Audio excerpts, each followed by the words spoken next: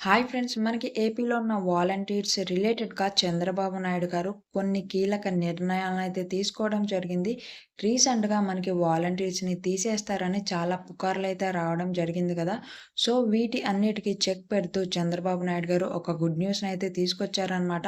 ఈ complete details అనేవి నేను మీకు ఈ వీడియోలో అయితే షేర్ చేయబోతున్నాను. సో, వీడియోని స్కిప్ చేయకండి. ముందుగా వీడియోనైతే ఒక లైక్ చేసి ఛానల్‌ని సబ్స్క్రైబ్ చేసుకోవడం మాత్రం మర్చిపోకండి. ప్రస్తుతం ప్రభుత్వ లెక్కల్లో 1,53,908 మంది వాలంటీర్లు ఉన్నట్లయితే తెలిసింది. సచివాలయ ఉద్యోగులు, వాలంటీర్లను ప్రభుత్వం కొనసాగిస్తుందని తెలపడమైతే జరిగింది.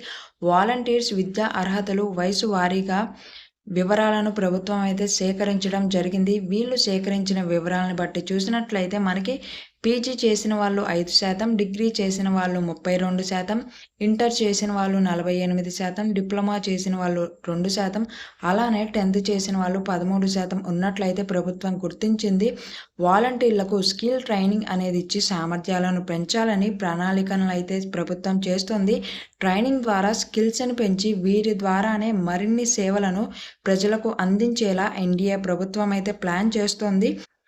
ప్రస్తుతం ఉన్న వాలంటీర్స్‌కి నెలకు 10,000 శాలరీ అనేది ఇవ్వాలంటే ఎంత మేరకు ఖర్చవుతుందనే లెక్కపై ప్రభుత్వం లెక్కలేస్తోందని, వచ్చే కేబినెట్ సమావేశంలో దీనిపై ఒక నిర్ణయం అయితే తీసుకునే అవకాశం ఉంది.